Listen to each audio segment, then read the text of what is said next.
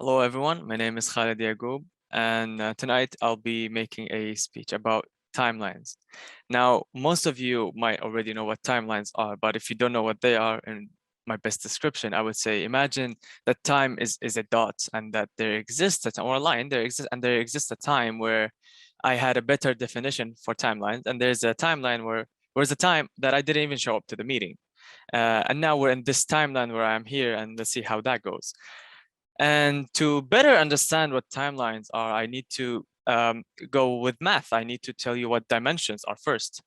So we know the first dimension is a line. And before we get into all of that, let me tell you the purpose of my speech. I want you to believe in timelines, and there's a thing that I want you to do at the end. So we know the first dimension is a line, has a length. Second dimension has length and width, and third has length, width, and depth.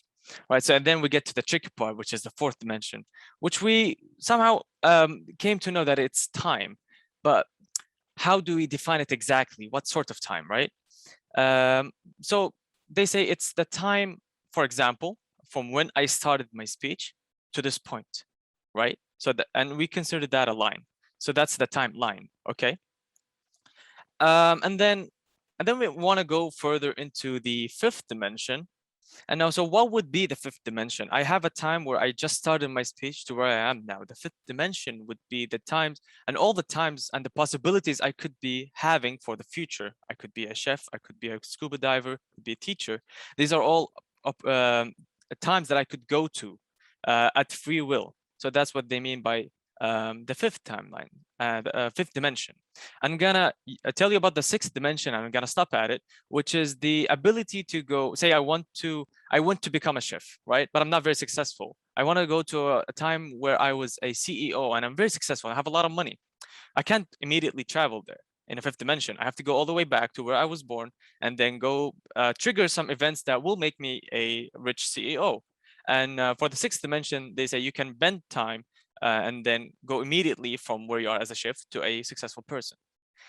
Now, it's a little bit fast because I don't have much time.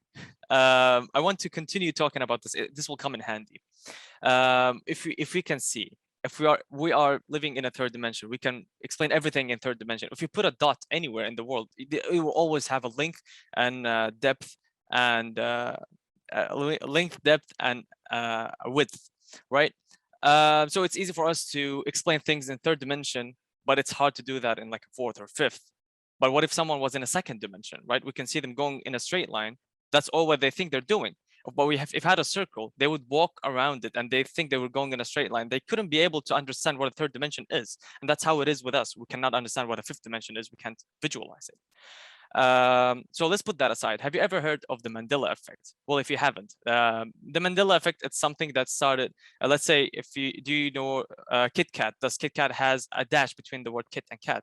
Does the guy Monopoly wear glasses or not? Well, to both questions, no, they don't. And many people believe that they do. And this started with the incident with a person called Mandela. He was in prison, and a lot of people remember him dying, and there was a ceremony for his funeral. However, he came out of prison, and people were shocked to see him alive. And very intriguingly and conveniently, all of these triggering events happened right after Seren had a how do you call it, a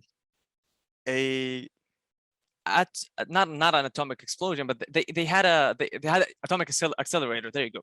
They had an accelerator experiment, and things really went south after that. Like people have gotten well, people might argue it's false memory, but to have a large scale people having the same exact memory is almost impossible. And then I'll move to my next one, which is deja vus. You've heard of deja vus. You've had deja vus yourself, right? I'm very familiar with deja vus because I have them a lot of the time, and people who are close to me tend to have them more than often than before they knew me, which is kind of weird. Oh, no, it's beside the point, but I like that fact. Anyway, I get a lot of deja vus to the point where I had a double deja vu. I say deja vu, but then I go, no, wait, I did say that in my deja vu, so that's a double deja vu. Now here's my case. People say that deja vu is something you see with your eye, and then your brain is a little bit slower at processing it. So you feel like you know what's gonna happen, you've seen it before, but it happens anyway and you have no control over it, right? False. This is why I had a triple deja vu. It's just not very common, but it happens with me a lot. Okay. But in my third one, after I said, oh, double deja vu, I was in a call with my friend, and there's a friend next to me. I told him, this person on the phone is going to ask me, what is a deja vu? And exactly happened. So I was a bit faster than the event, which means it's not something my eye sees or my brain is slower at processing because I called it before it happened, right? And so let's talk to one more evidence, I would say, gut feeling. Have you ever heard someone tell you don't go with your gut feeling? They always say go with the gut feeling. So what is a gut feeling exactly, right? Sometimes you meet someone, they haven't done anything harmful to you. You don't know anything about them, but you feel good about them. Or maybe sometimes you feel really bad. You don't want to befriend them, right? Why? Where's that coming from? Well, in my opinion, this comes as a future self. Remember timelines. You were in a certain timeline where you felt really bad about this person. And then you go, what do you tell yourself, well, I don't want to befriend this person. So these memories fall onto you. Sometimes people get deja vus this way. I would believe it's different timelines. It's the sixth to fifth dimensions, and so these memories would fall onto you because you're talking to yourself, right? I haven't tried it yet, but I would like to try it now. I would ask you to try it. Tell yourself more things that you would do as of right now to a past self, because maybe if you continue this, your future self will be continue doing this, and then it will fall onto you right now, and you'll have better decisions in life. That would be my speech. I hope you kind of believe in timelines and have a thing to do after, or food for thought after the speech. Thank you. Back to the Toastmaster of the day.